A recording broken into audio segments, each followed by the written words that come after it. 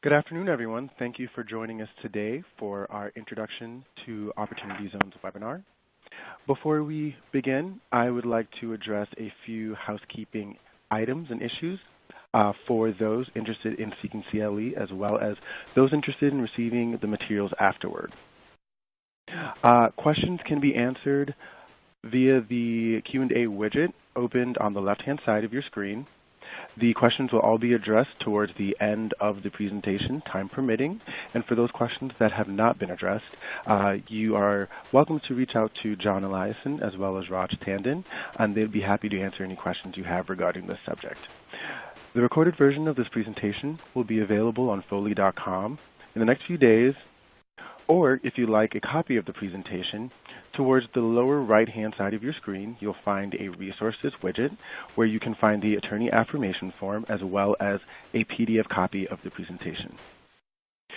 Foley will be applying for CLE credit after the program. However, to be eligible for CLE credit, you must answer the polling question towards the end of the presentation, as well as be on the line for the full 60 minutes of the presentation.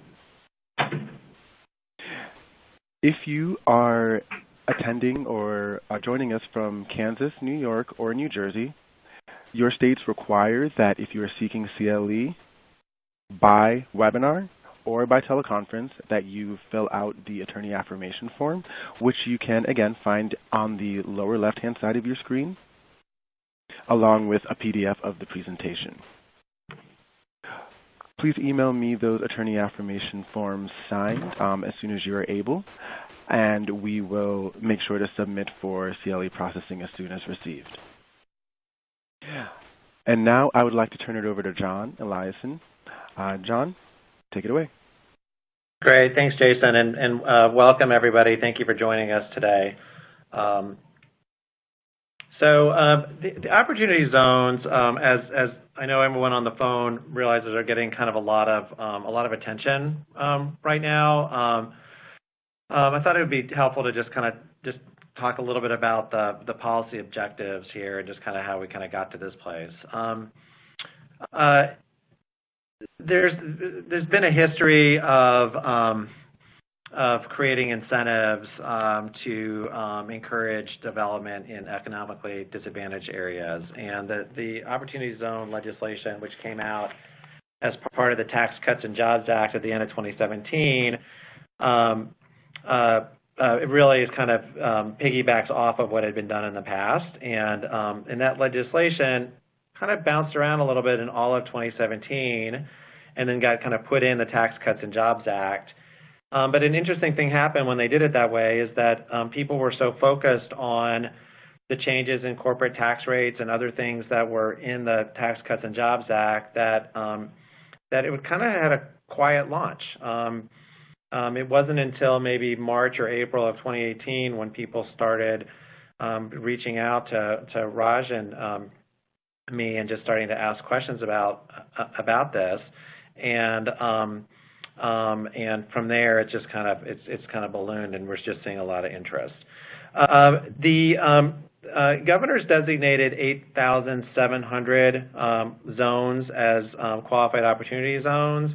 One of the questions that I know that I've gotten and Raj gets is sometimes people ask, like, how is this address, how is this possibly an opportunity zone? It's not economically disadvantaged. What you're seeing from that is you're seeing the fact that the opportunity zone designations were based on the last U.S. Census, which was taken back in 2010. So there are certainly examples of economically distressed areas that aren't as economically distressed as you might think. So we're going to talk today, as Jason said, about qualified opportunity zones. We're going to kind of run through the benefits and the statutes and the proposed regs, and just kind of our other thoughts on it. And our sincere hope is that folks get a general, real good understanding of this. And if you're already familiar with it, it's not bad to hear it a second time. So really just kind of looking at the benefits of the opportunity zone to start. So really, from a high level, the legislation provides tax benefits to individuals or U.S. taxpayers making investments of capital gains into qualified opportunity funds, which then in turn invest into qualified opportunity zone property. Like any, and I'll say this facetiously, like any good statute, there's lots of definitions. So there's lots of terms that you kind of that build off each other. And we'll spend some time today describing those. Okay, so when we look at the tax benefits, there's really two groups of tax benefits. There's benefits available on a sale of a capital asset, something generating capital gain, if the taxpayer is investing those gain proceeds into a qualified opportunity fund. And then there's also benefits associated with the fund itself. So we're having a little problem with our slides here. Okay, so our first benefit is associated with the sale of a capital asset. So, for example, I own Apple stock, and I sell my Apple stock, and let's say I have $10,000 of gain. If I invest $10,000 within 180 days into a qualified opportunity fund, I can defer tax on that $10,000. I will ultimately have to pay tax on that money, but I don't have to pay today. And my deferral period, sorry, folks. My deferral period is the earlier of December 31st, 2026, so I have to pay tax then, or on an earlier sale of my qualified opportunity fund investment. Okay, so that's my period of deferral. And when I have to actually pay the tax, I'm calculating my tax. I'm looking at the lesser of the capital gain that I've deferred, $10,000 in my example, or the fair market value of my qualified opportunity fund investment at that time. And then I'm subtracting from that my basis in my qualified opportunity fund investment. The basis starts at zero, which makes sense if you think about it, because if I deferred my $10,000 of gain into a qualified opportunity fund and I sold it the next day, you'd expect that I would be recognizing gain on $10,000. But what's interesting is that since I'm doing this calculation on the basis of my qualified opportunity fund investment, depending on how long I hold that investment, there's additional tax benefits available for which reduces the amount of tax I have to pay on my $10,000 in gain. So when I look at this additional forgiveness I'm talking about, so here's our timeline. So I have my sale. This is when I sold my Apple stock. And I've invested into my qualified opportunity fund within 180 days. If I hold my qualified opportunity fund investment for 5 years, I get to step up the basis in my qualified opportunity fund by 10% of the deferred gain amount. So that would be $1,000 in my example, which means that then if I sold my qualified opportunity investment, the next day, I'd only be recognizing $9,000 of gain on my sale of my Apple stock instead of 10. Okay, so if I hold it for another 2 years, my qualified opportunity fund investment for another 2 years, I get to increase my basis by another 5%. So you can see, so that's basically we're eliminating from tax 15% of kind of what otherwise would have been subject to tax if I've held it that long. Now, the other benefit that the qualified opportunity zone legislation provides relates to my investment in my qualified opportunity fund. So it has nothing to do with my sale of my Apple stock, and that benefit is that if I continue to hold my qualified opportunity fund investment for at least 10 years, then I have an election I can make, and my election is that I can step up my basis in my asset to fair market value, and in doing that, I essentially avoid all tax on my qualified opportunity fund investment. Now, the one thing that we'll talk about a little bit later, because it certainly led to a lot of questions, is how that step up happens and kind of what the trigger is. So under the legislation as drafted, it's not just you just kind of deem a sale and do a step up. You actually have to dispose of your interest. So I've now sold or exchanged my interest in my qualified opportunity fund in an event that basically kind of removing myself from that investment, and that's when I'm making my election. So, John, just a couple of points there. I mean, the first is that, as we'll talk about towards the end, if we have time, that you can still actually sort of retain beneficial ownership of the asset. You just really need to have essentially a tax sale, and there are ways to do that using REITs, which, like I said, we'll talk about. The other question that we've seen come up from clients is, gee, do I need to get all of these tax benefits, or can I just sort of pick and choose? For example, can I invest in a qualified opportunity fund just to exclude the gain attributable to my investment in the fund? And if you read the statute, I would say the answer is yes. The statute does not appear to require that you both defer gain and then have the opportunity to exclude the gain.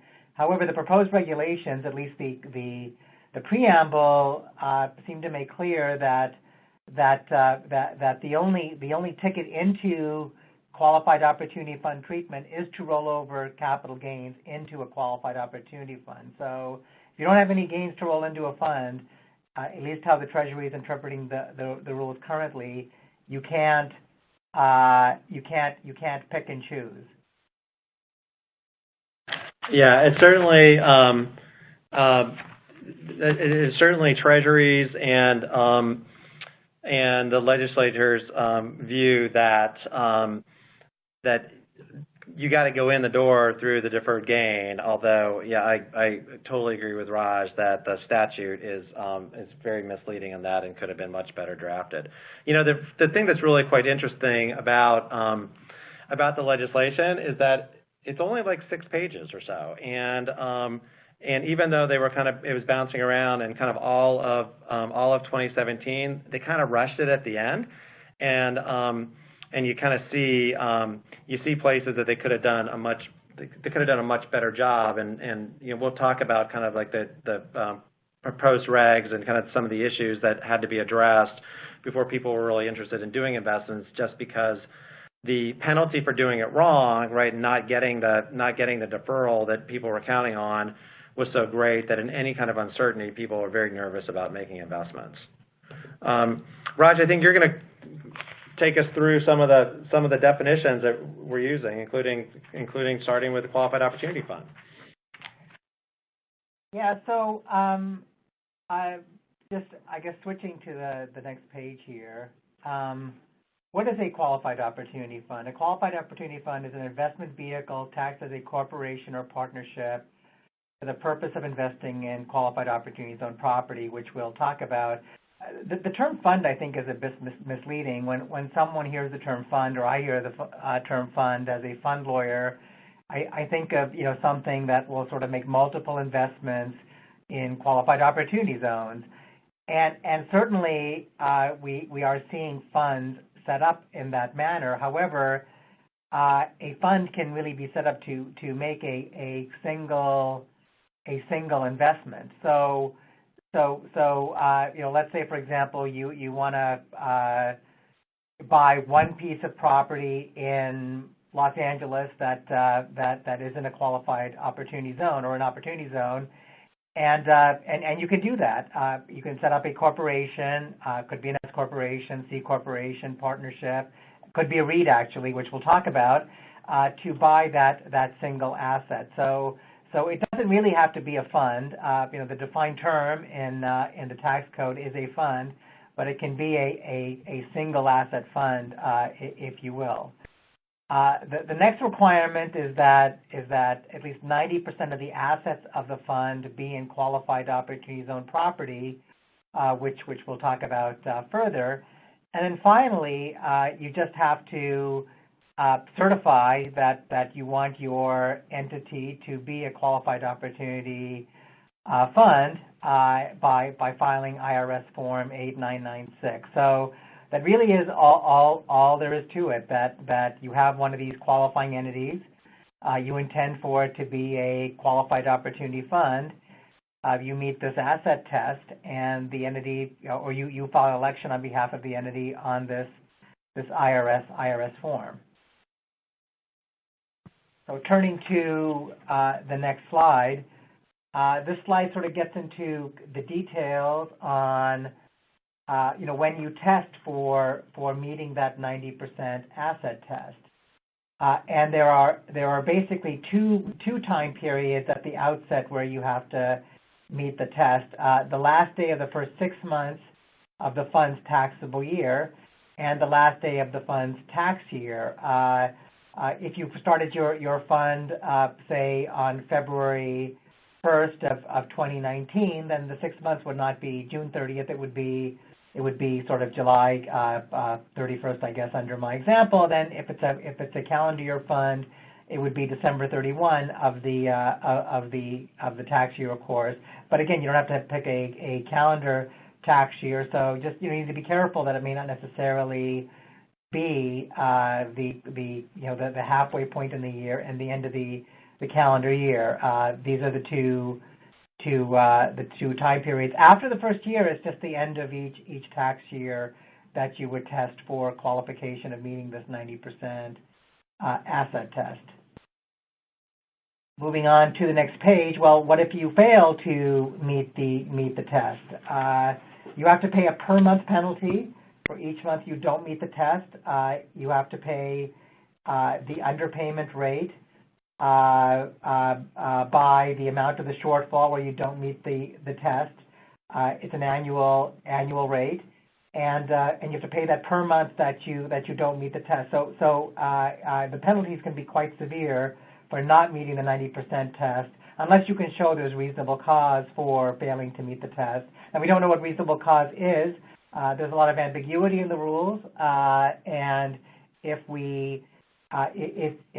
you attempted to meet the rules by, I guess, acting in good faith and talking to your tax advisors, and it turned out through subsequent guidance you didn't meet the test, well, one would hope and expect that that's reasonable cause. But again, at this time, we don't really have any guidance that tells us what is reasonable cause. And so I guess if you're setting up a QOF, you have to, a qualified opportunity fund, you need to do sort of all you can to avoid these penalties, which can be quite steep. And of course, if you're taking money from third-party investors, they would be very unhappy if it turned out a lot of their assets are going to pay penalties instead of actually investing in that qualified opportunity zone property.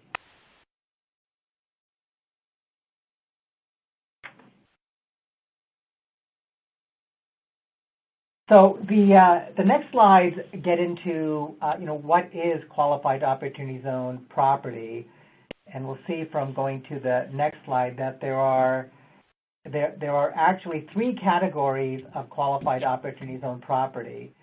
If you actually look at the statute, you'll see these three assets listed. You'll see qualified opportunity zone partnership interests. You'll see qualified opportunity zone stock, and you'll see qualified opportunity zone business property. These are the three types of qualifying assets. And again, 90% of the fund's assets have to be in these three categories of qualified opportunity zone property. And as we'll talk about further, a qualified opportunity zone partnership interest and qualified opportunity zone stock is actually technically a qualified opportunity zone business, if you actually read further into the statute. And we'll be talking about all three of these categories at length as we proceed. So the next slide gets into qualified opportunity zone stock and qualified opportunity zone partnership interest. So what are these things? And I'll focus more on partnership interest because I think for your sort of plain vanilla funds, you'll see a qualified opportunity fund investing in a qualified opportunity zone partnership interest as opposed to stock, although stock could be stock of a REIT, which again we'll talk about towards the end if we have time. The first requirement is that the investment be acquired after December 31, 2017, solely in exchange for cash. So one would expect that the fund raises money from its investors, which could be a single investor, and then the fund itself acquires the interest, which could be in exchange for a capital contribution. It doesn't have to be for cash paid to a third party, in exchange for that partnership interest, or like I said, stock. That interest itself has to, or the underlying partnership or corporation must essentially operate or be a qualified opportunity zone business, or it has to be organized for the purpose of being a qualified opportunity zone business. So sort of going one tier down, that it's essential that the partnership or the corporation essentially operate a qualified opportunity zone business or businesses. And then finally, it must remain a qualified opportunity zone business for substantially all of the qualified opportunity funds holding period of that interest. So I guess the first question is, let's just say that I'm planning on buying a single parcel of land or a building.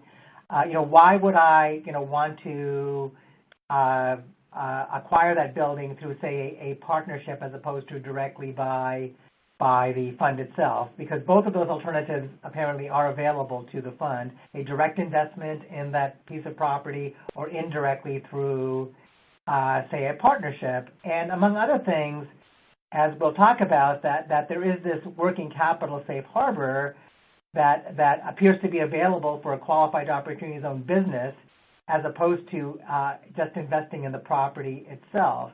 And acquiring a building and leasing the building can be a business.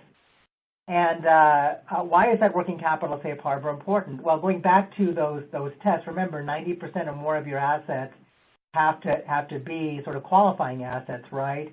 And if you're raising money from investors or just trying to roll into a fund your own money, very quickly you'll see that you'll have cash on the balance sheet, and that cash will not be in of itself a qualifying asset for the fund.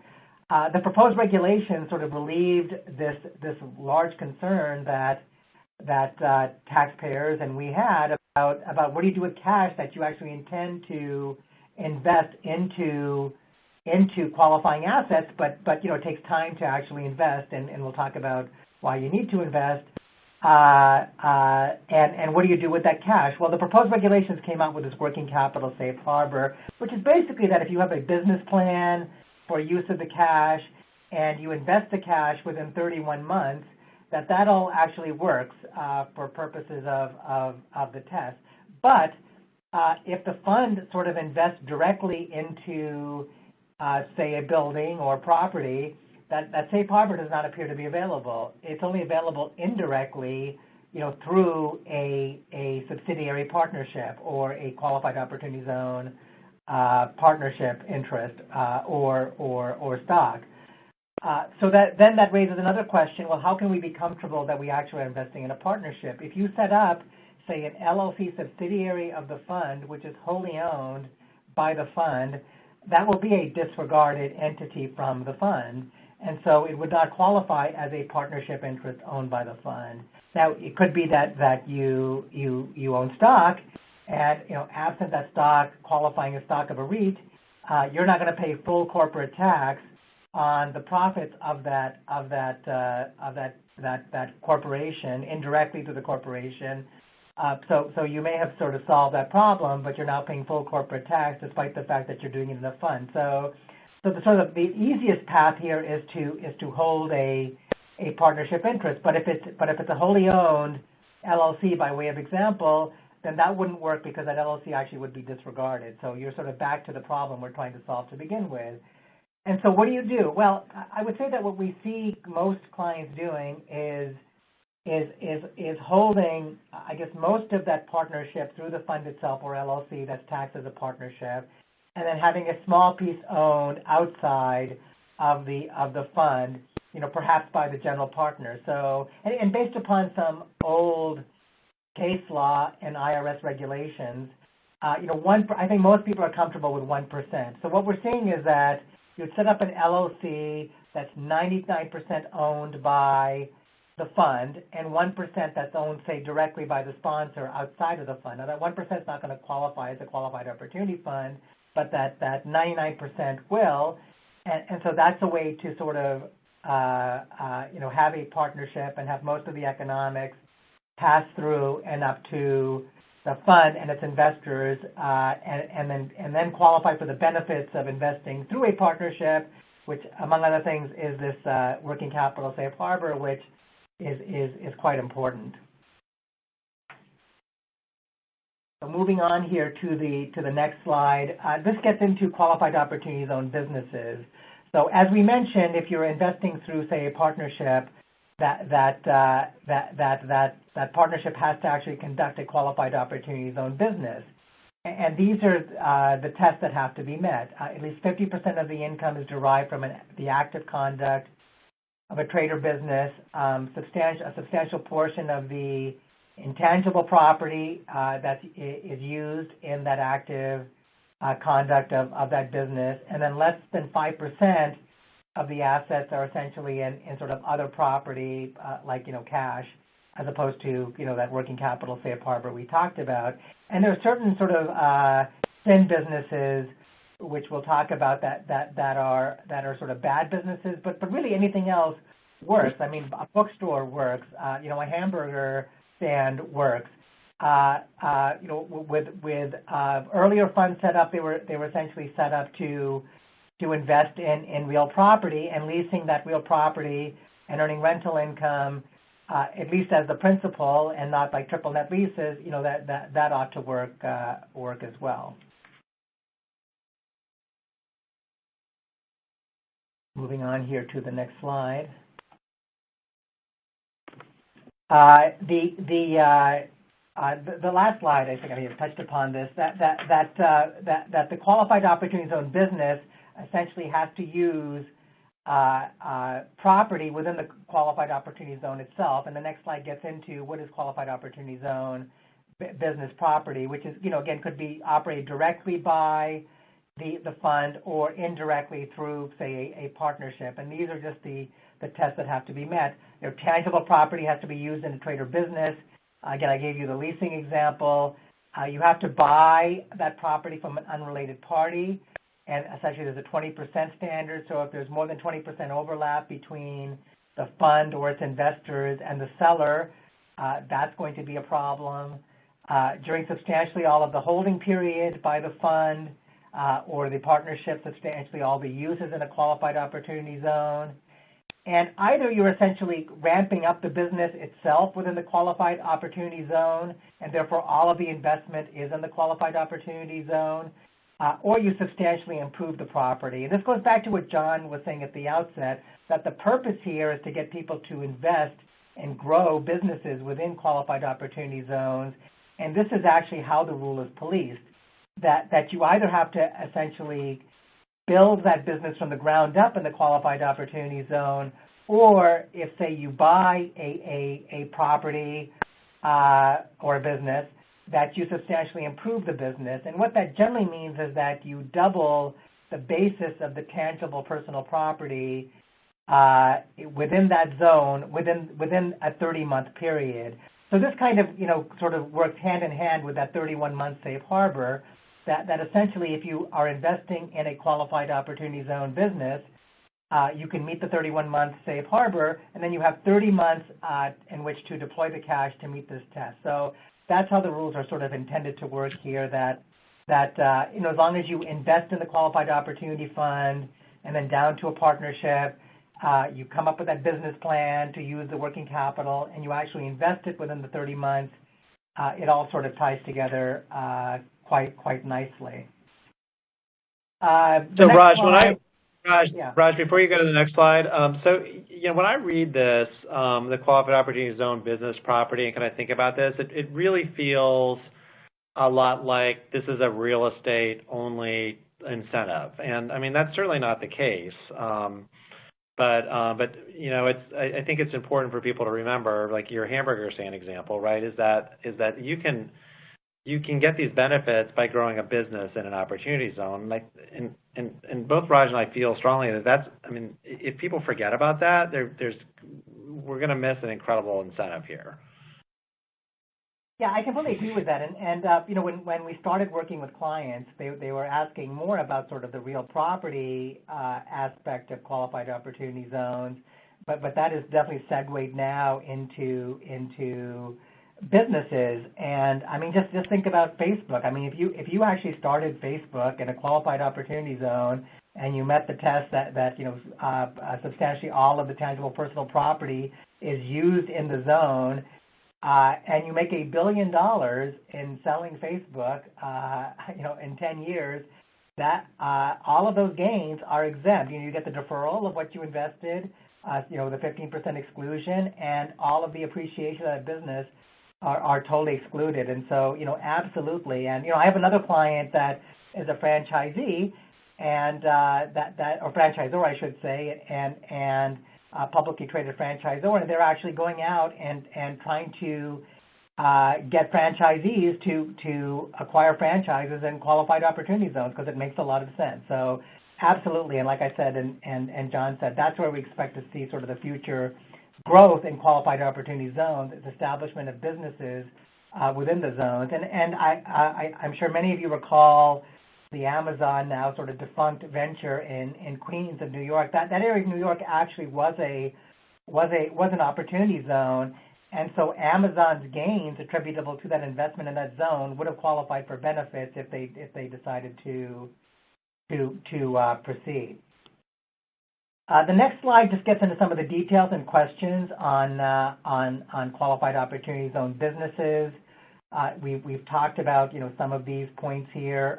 Substantial improvement means if you buy a business, you must double the investment in the tangible property of that business. It doesn't appear that you have to invest in the goodwill of that business that you buy. Let's say that it is a franchise and you're paying for a portion of the purchase price for the franchising license.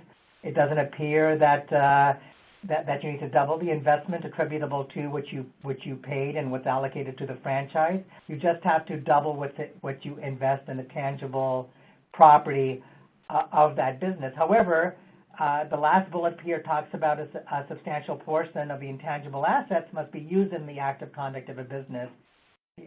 We don't know exactly what that means. I mean, how do you actually use an intangible asset in the active conduct of a business? My franchising case, I guess, is sort of obvious that if you're exploiting the franchise in that zone, you'd think that that's using it in the business. But what about just sort of goodwill that you buy as part of a business? How do you use goodwill in the conduct of an active business? So there is some uncertainty here with buying a business and expanding the business in the zone as opposed to doing it from the ground up. All right, so with that, I think I'm handing it over back to you, John. Sure, thanks. So we wanted to talk just a little bit about the comparison of the direct investment compared to the indirect investment, and Raj touched on this. So when we're saying a direct investment, we're talking about an investment by the Qualified Opportunity Fund directly into Qualified Opportunity Zone business property. And an indirect investment is an investment in a Qualified Opportunity Zone business, which then in turn holds business property or is conducting its operations. So as now everyone knows, right, is that the Qualified Opportunity Fund has this test that 90% of its assets must be Qualified Opportunity Zone property, and that's so if it's if they're investing directly, that's going to be a 90% test on looking at the property itself. If it's an indirect investment, then it's going to be looking at kind of 90% hold of the partnership interests or corporate interests that are either a qualified opportunity zone partnership or qualified opportunity zone corporation. That kind of also tells you like how much liquid investments you can have too, depending on which avenue you take. So when you're going in directly, that allows you to kind of hold 10% of other properties. So here we're just basically saying that could be cash, or just kind of other things that are not qualified opportunity zone business property. But if you do an indirect investment, based on what it means to be a qualified opportunity zone business, it appears that it's kind of reduced, at least that to the extent that you're in that business, to that 5% number plus reasonable working capital.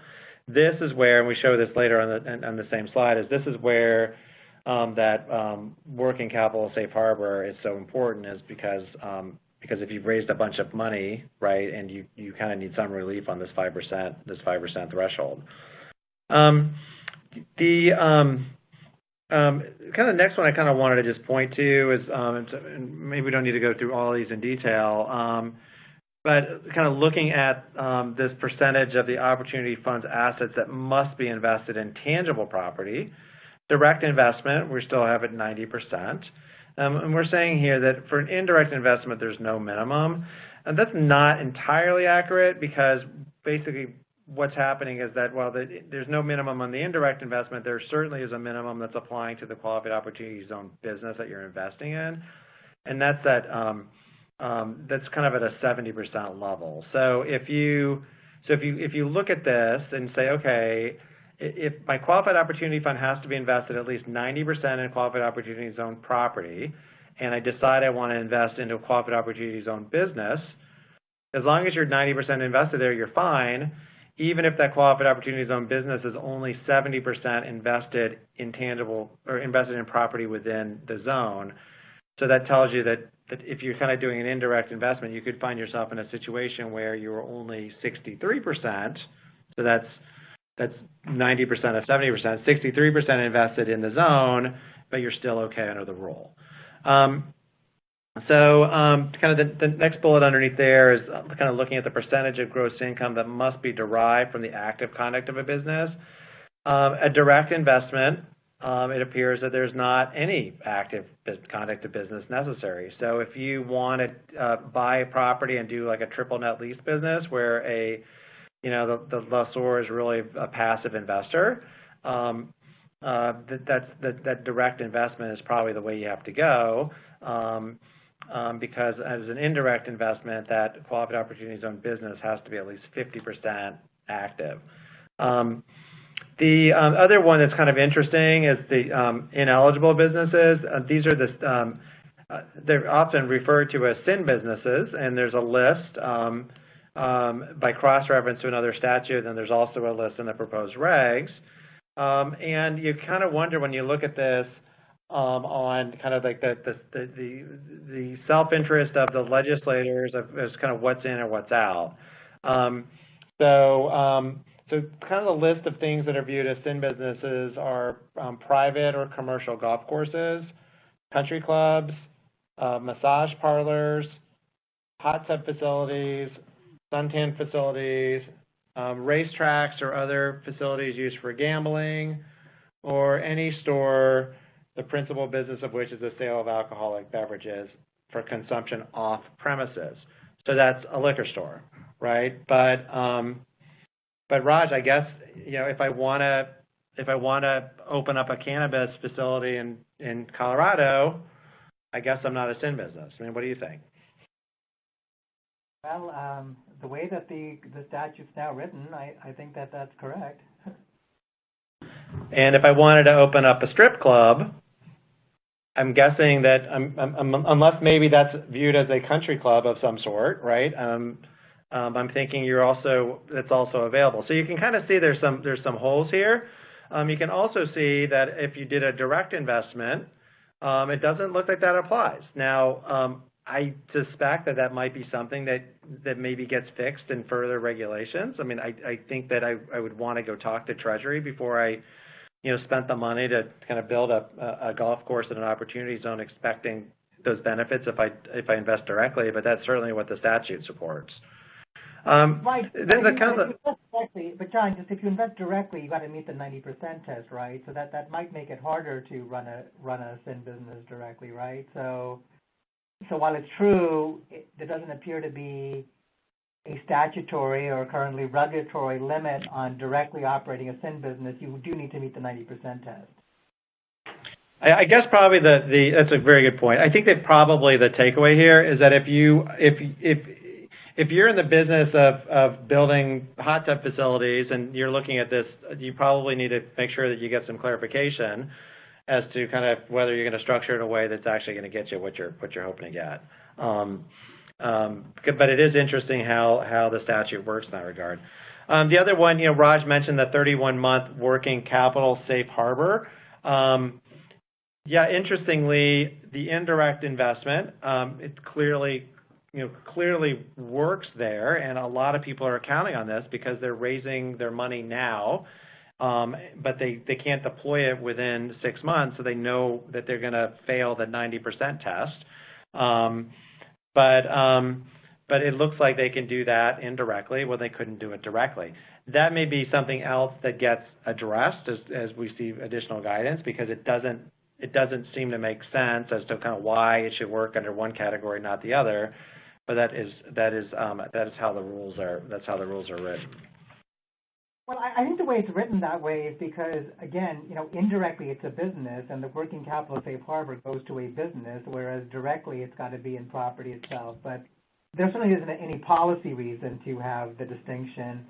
I guess I'll also note is, as long as you're comfortable that you have a true lease, there's nothing that says that you can't lease property to someone operating a lease business, right? So it's not like you can't, say build property, or build up a property, or substantially improve a property and then lease it to a liquor store. There's nothing that says you can't do that as long as you're comfortable you're in the active business of leasing, but you just can't directly operate one of these sin businesses.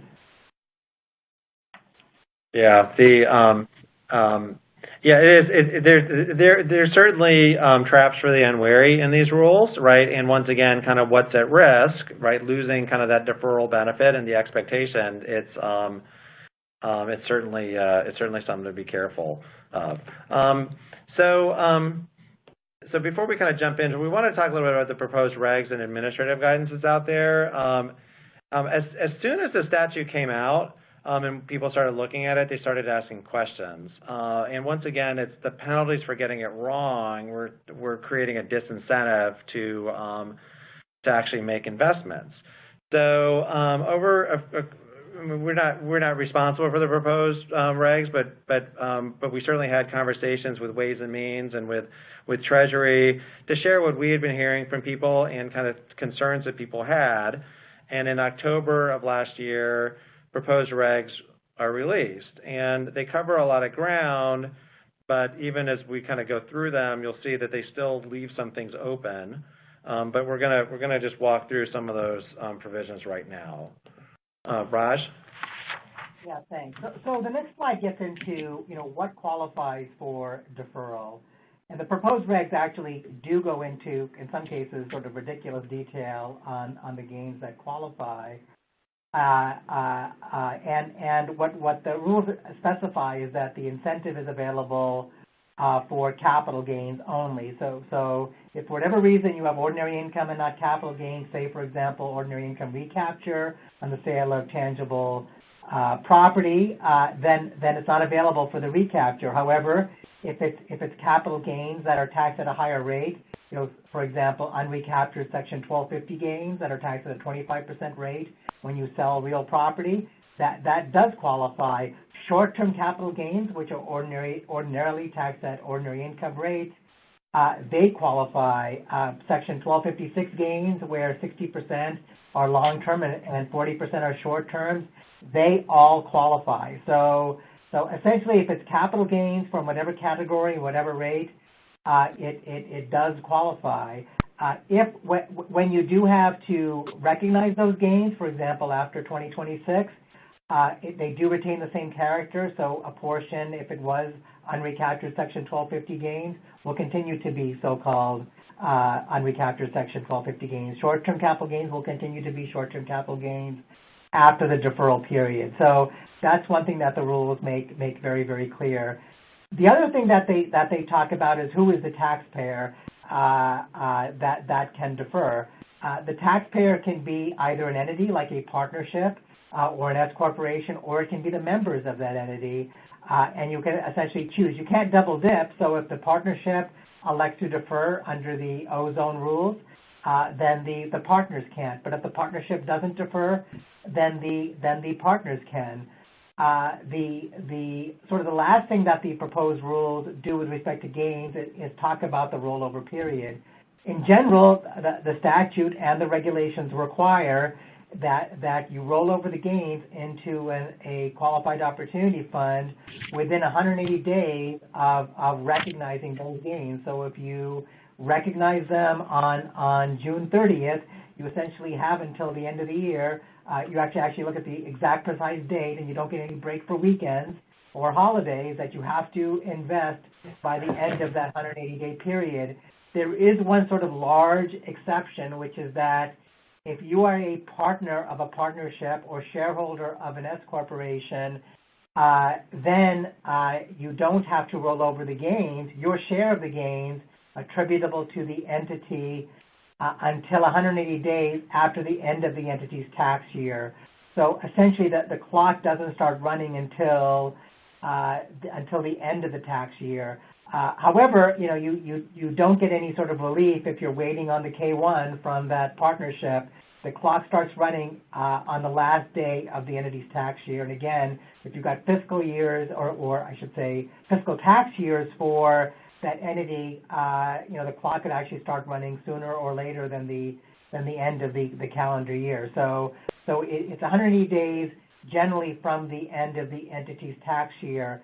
The proposed regulations don't tell us what happens with, say, mutual funds or REITs, but I've got to expect that they're going to follow the same 180-day rule that we see for partnerships and S corporations. I'll lastly note that if you're a sponsor and setting up a qualified opportunity fund, as long as you have gains to roll into the fund, it does seem that your carried interest can qualify for treatment coming out of the fund. So there doesn't appear to be any rule that says you have to allocate gains from the fund proportionally to your investors. You can specially allocate the deferred gains and the excluded gains to, say, the GP for its carried interest. However, going back to that rule I mentioned, it is the taxpayer itself which gets to defer the gains. So that the GP sponsor entity, it's got to actually have gains to defer in the fund. Right now, there's sort of no rule that tells us we can sort of set up our own fund to invest in a qualified opportunity fund. That it's got to be the taxpayer that's got the gains itself and deferring the gains within the fund. So with that, John, I'll turn it back to you. Sure.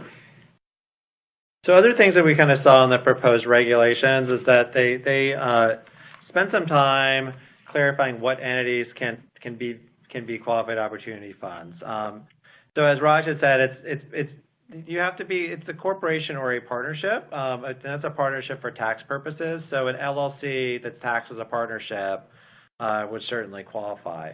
The proposed regs tell us that existing entities, entities existing before the Qualified Opportunity Zone legislation was passed, those are okay as long as they're still satisfying the rules.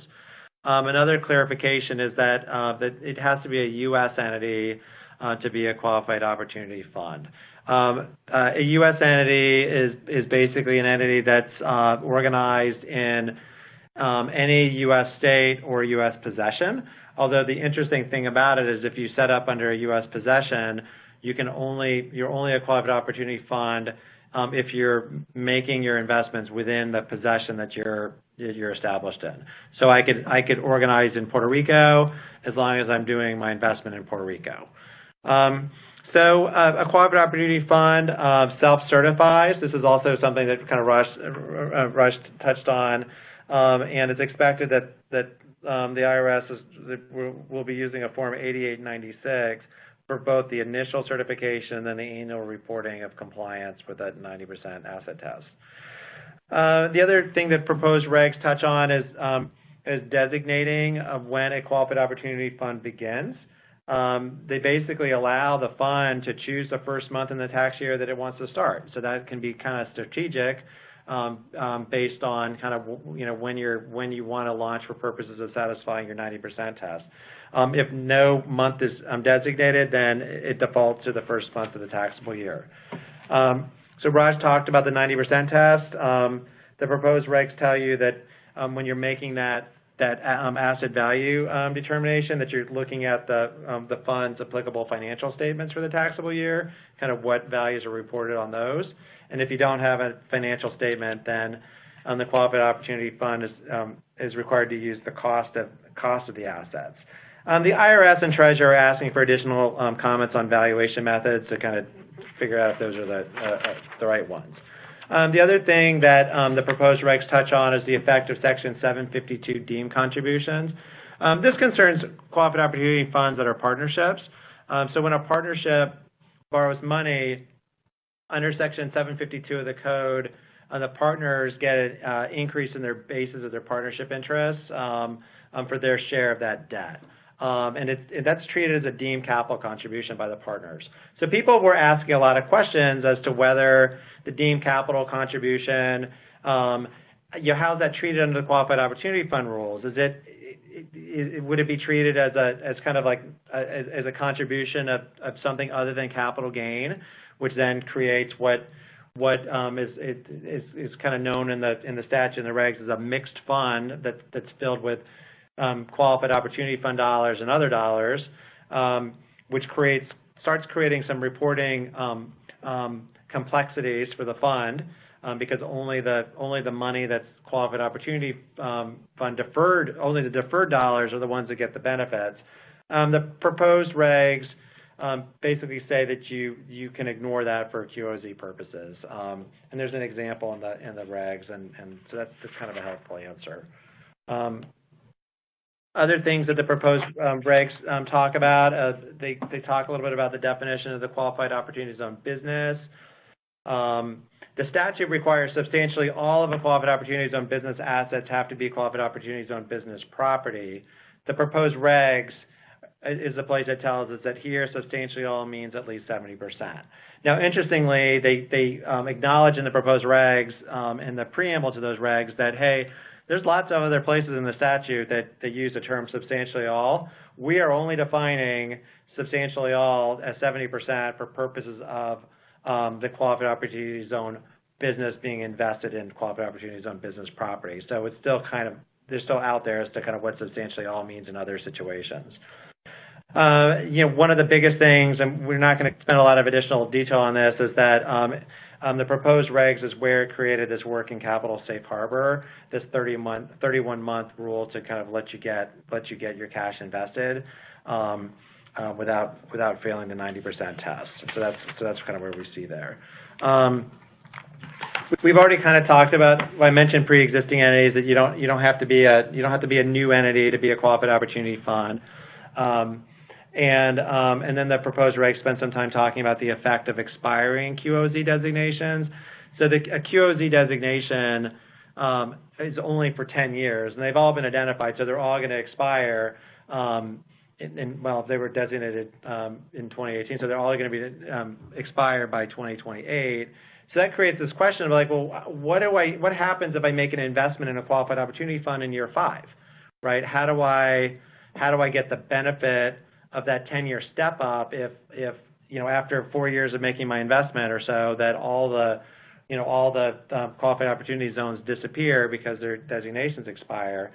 The regs are helpful here, and they basically tell us that as long as you continue to be invested, the property will be viewed as qualified opportunity zone property beyond the expiration date.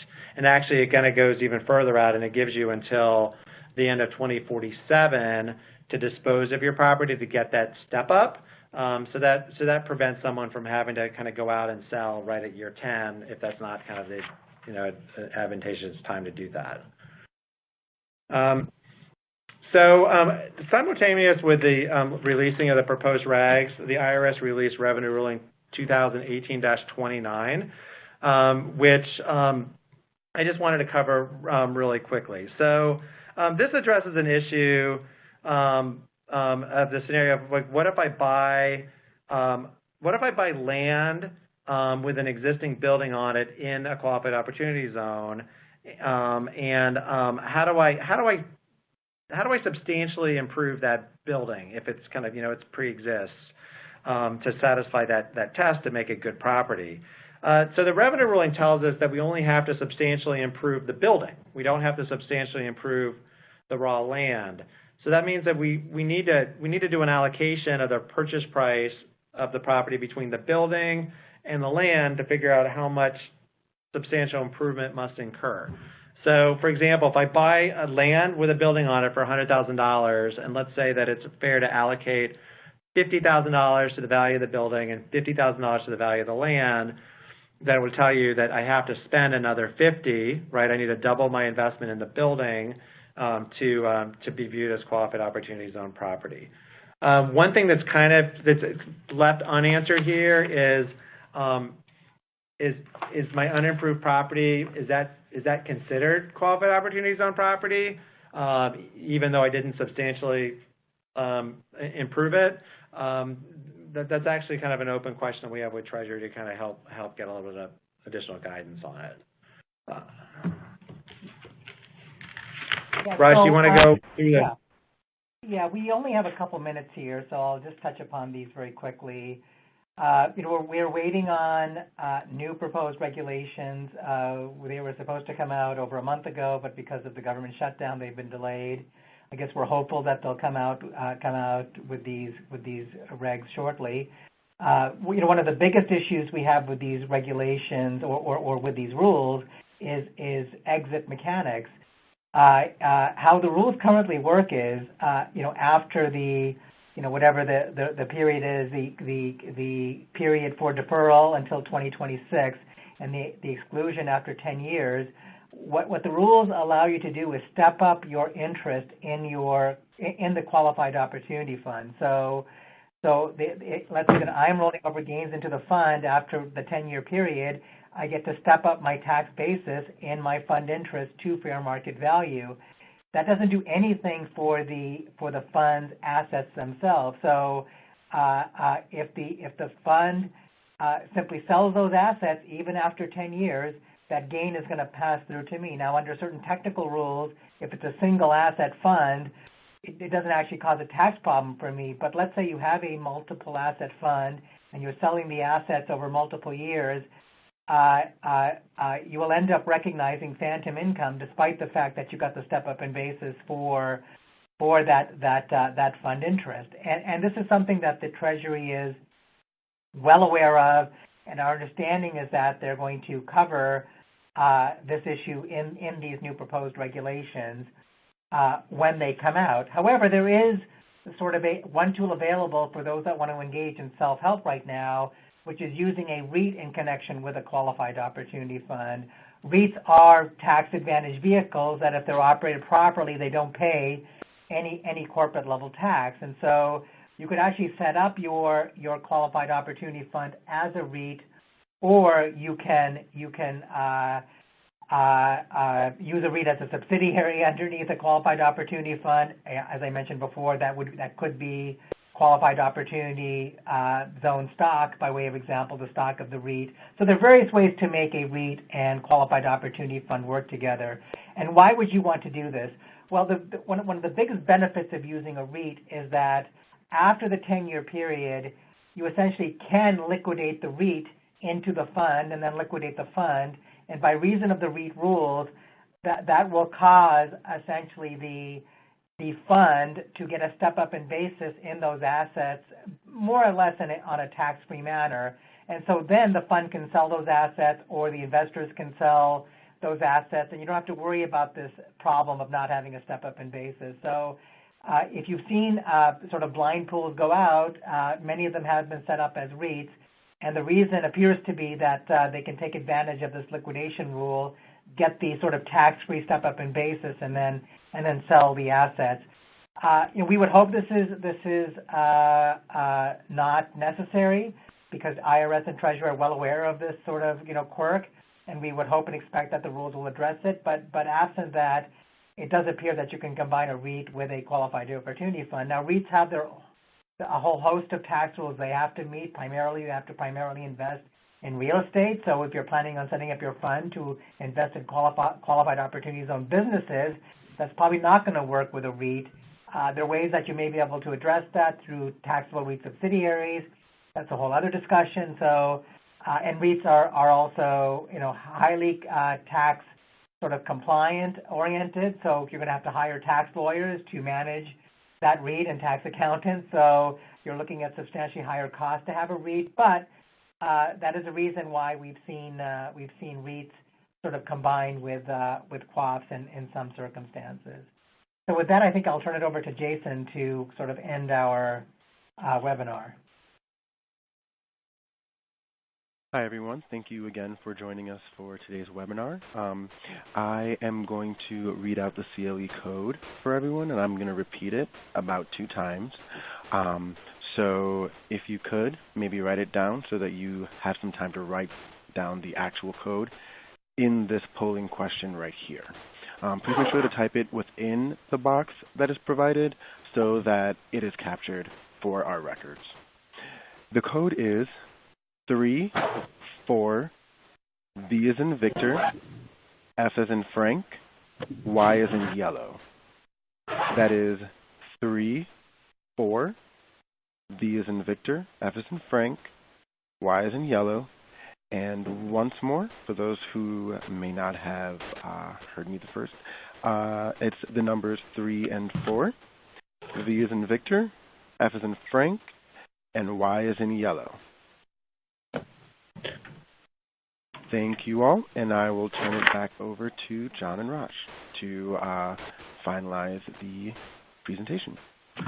Great, thank you, Jason. I see that we have about 5 questions.